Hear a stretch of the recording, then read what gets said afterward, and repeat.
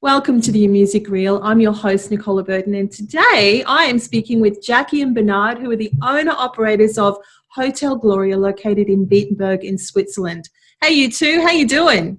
Hi. Hi, everyone. It's so good to see you. I want to tell everyone we met at Living Valley Springs, a health retreat located in Kin last year, and you guys made a huge impression on us. So I really wanted to check in and see how you're going over there, because who would have thought that this crazy lockdown would have happened? And here we are the next year with this experience. So I guess the first thing is you've spoiled us with, and I'm going to rephrase that, you've tortured us with your photos on social media of Bernhard's cooking and your beautiful view. So obviously that was during lockdown. So how was lockdown for you two? Can you tell us a little bit about what it was like when you closed, and then what it's been like in, I guess, Beatenberg, where you're living? We locked, the date we were locked down was, when was that? The 6th. The 6th of March, 16th of March. 16th of March. Yeah. And I guess it was a little bit of a build-up for us. When the government notification came that restaurants and bars and hotels would close, it was almost a relief for us, because we were surrounded by a lot of people all the time. And I guess it got to a point where we were worried for our own safety. So it was a little bit of a relief initially, but then that night having to send our staff home after a big clean-up, like we usually do at the end of the summer or the end of the winter season. It was like a normal clean-up, but we had to send them home not knowing, you know, when we'd see them again or what was to lie ahead. So it was a relief from a health perspective, I guess. But yeah, very emotional, wasn't it? A very emotional time. So what was it like? What was it like in the village then for those 2 months that you were locked down? Were you completely locked down, or were you able to sort of go out for a little bit? What was that like? I think we were the lucky ones, because where we are is rather, you know, sort of rural, and we have a lot of space, a lot of land, a lot of paddocks around us and mountains, and we were actually able to go out for our walks and get on the fresh air, and you know, with very little people around. And we were in the, you know, beautiful nature where we surrounded with. So this, we were in like mini, as in everything was closed, but the way the Swiss government handled it was there were no rules, it was suggestions. There were rules as far as what was closed, but as far as going out, you didn't have to have a permit, you know, and stay within a kilometre of your home like some of our friends in some lands do. But yeah, so we feel very, very blessed to be where we are still and where we were during the lockdown. The Swiss mentality is a little bit, you know, people take on that responsibility, do the right thing, and that's what the government put on us, you know, do the right thing. We're not telling you what you have to do, but we plead, you know, that you follow those guidelines. And I think there's always the exceptions, but most people were sticking to the guidelines, and I think it worked reasonably well, you know, very tolerant actually from the government. Yeah. Well, there was sorry, you go on, you go. I was going to say from our perspective, we of course went into, staff are not here. You know, we're in the middle of the summer season. Every single booking from every country you can imagine just started cancelling, and it was quite, I do the reservations, and also quite a hard task, you know, getting back to all these people that had sob stories of, you know, we were all in the same boat really. So our business just went from fully booked hotel to nothing but cancellations. And we went through that point, didn't we, when we thought, oh, what are we going to do? And that's when we went back to basics. And I remember saying to Bernie, we're going to write some little letters, hand deliver them. Come on, we're going out to hand deliver notes to the locals and put takeaway menus in their letterboxes, and that's what we did. And we both needed something to keep us busy, so we started a takeaway service. You in the kitchen, me up the front, opening a little window, and it was really successful for us, wasn't it? Yeah, it was good. It was good. It gave us a task, you know, like it gave us a job for the day. You know, we knew we had to get ready. We get the orders in the afternoon, and so we could prepare in the evening. But it was really, it gave us a certain sense of importance again. You know, like we were here to do something. We're not just hanging in there watching, you know, Netflix all day long. And that was really good. It was a boost. It was a bit of a booster for us, I suppose. And the locals really, I think it gave them something to do. Oh, we have to go and pick up our takeaway, you know, and they come from walking down the hills and stuff. And yeah, it worked well.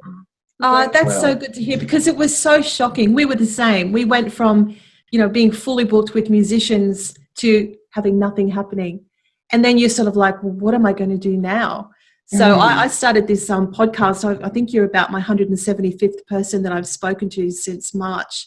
And it gives you something to do, a reason to sort of keep doing the things that you were doing. It's so important. But what I was going to say before was there was a study released by some Hong Kong group saying that out of 200 countries in the world, Switzerland was deemed the safest in COVID-19. So are you recovering now? Is summer back to normal with you? What kind of tourists are going there? How's it going now for you? Well, this month we are booming. We are absolutely booming. We've been here for 13 years now, and we're having the best summer ever with a completely different mix of guests, Swiss, and predominantly, since the borders have opened to Germany and France, French and Germans. So it is deemed as a safe country. So a lot of people are coming here because of that. So we just hope that it does stay safe. Yeah. We don't know, because now, you know, there's so much activity, and I think people kind of forgotten that we are in a you know, COVID-19 situation, and what's going to happen is they forget, they pile up in big numbers, and we're a little bit afraid that the infection rate's going to go up, and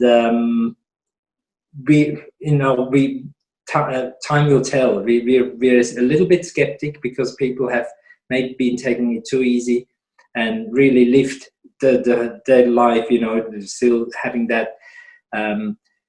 They need to make up for what they've lost, because the Swiss travel a lot, and this season they had to stay within our own beautiful country. And I think most Swiss start to appreciate actually what we have here, and it showed. I mean, everybody is out and about, and it's busier than they're rediscovering the country, and grateful for it. Busier than the years before, where we already felt we were very busy. So that's fantastic. But of course, you've heard about Melbourne, right, with its second wave.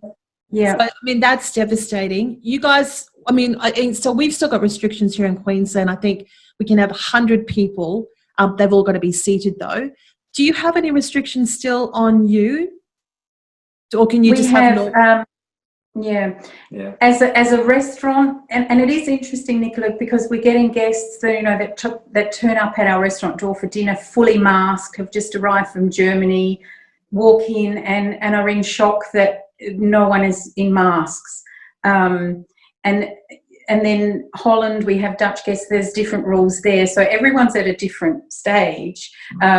But Switzerland is relatively free. You wear on public transport, which here means cable cars and ships on the lakes, you must wear a mask there. And in some cantons, which I guess are like states, you must wear a mask in shops, but that's a small percentage. Yeah. But it's social distancing in the shops, but at the moment, it's relatively free, but there is, numbers are going up again here, and there is, you know, definitely a risk of the second wave.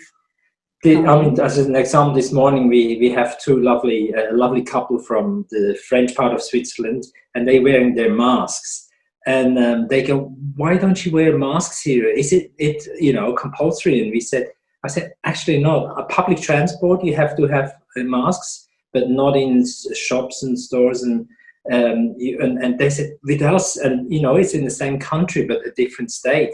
They said we have to have masks everywhere we go when you go outside. So they find it hard to believe that within the same country that the rules change so much. But we do, I mean, in our restaurant, all our tables, we've lost about 50% of the capacity everywhere. All our tables are really, you know, 2 meters apart. We serve at a distance. So the rule is here, if you're doing that, you don't need to wear masks in hospitality. Right. So, but yeah. And don't hang around the tables like when you serve them, you know. We trying to serve from a distance also. We trying to keep, you know, stay away from the table, and when you have to clear a plate or something. So challenging, isn't it? Very quickly. Yeah, it is a bit challenging. Wow. But, I mean, we're supposed to be in Greece right now, and obviously there's no international travelling for a while from Australia. So what's your vision, do you think, in terms of tourism? Is it going to be a little bit more local, do you think, for a while? So just neighbouring countries? What do you think's our future? We've got, of course, usually at this time of year, we have the whole world here. August is our busiest month of the year. September as well. It's very last minute at the moment. We're just still enjoying the Swiss and European summer holidays where everyone has 2-3 weeks off. So that's coming to an end shortly, and we don't quite know what to expect. I think the feeling still is here. People are a bit, they're a bit scared to travel. There is a small percentage that as soon as they can, they'll be out back in the Greek islands and Gran Canaria, but I think But the problem is you don't know if you leave Switzerland, you will come back. It depends where you're going. You know, like there's people who went to Spain a couple of weeks ago. Suddenly there was a law when you travel Spain, you have to come back and go into quarantine for 10 days. And that can happen while you're there. So you come back, you're supposed to work, start working on Monday, but you have to go in quarantine for 10 days. You miss out on your salary, on wages. And so that puts people off a little bit. So that's unknown. We don't know when we go somewhere, are we able to come back and just continue like normal, or are we... So it's safer to stay here. It's safer to stay here. We are positive and optimistic that the winter, the Swiss will remain in Switzerland and, you know, come and enjoy our beautiful country and the winter side of things. So, and I mean, we are feeling very blessed and very lucky, because what initially we thought, oh my goodness, what are we going to do without all these international tourists? But in a way, Interlaken is the city which is 15 minutes down the road from us, which in the past has become so touristic that the Swiss have never even thought about going there, because it's full with, you know, mass tourism, which is why people choose to stay with us to get away from that. But now they're all going back to Interlaken and saying, wow, what a beautiful place it is. You know, we haven't been for years. So, yeah, and we're feeling optimistic, but we don't know what the future's going to hold day by day. And, yeah. I think that's the sentiment that's sort of, you can hear it echoing around the world. It is a day-by-day proposition. But like you said, you are in the most beautiful place in the world. So perhaps could you show us what a standard view from your hotel room is, so everyone can get an idea of just how beautiful this place is? It might be a bit shaky here. This is... Can you see? Oh my goodness. Now that is a view from just a standard room in Hotel Gloria. Look at that. Oh my goodness. So that's the Lake of Thun in front of us. And I don't know if you can see those big 3 mountains. They're a little bit hazy today, but that's the famous Eiger. The north face is looking at us, and the Monk and the Jungfrau. Yeah. So yeah, but look how beautiful it is. Wow.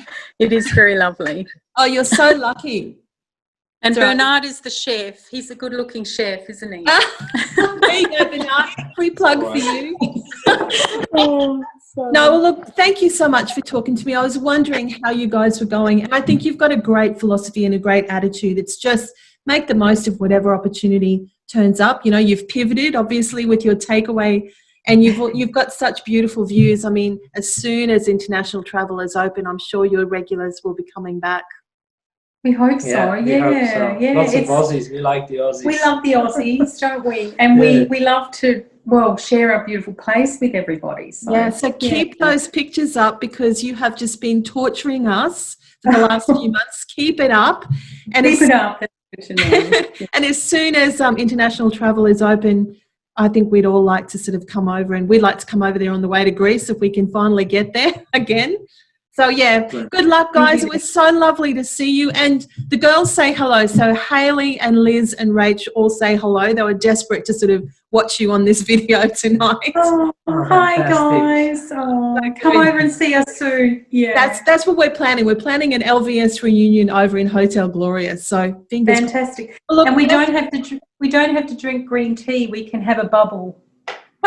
I think that'll make everyone happy. Well, guys, thank you so much. Best of wishes, and stay in touch, and good luck with everything.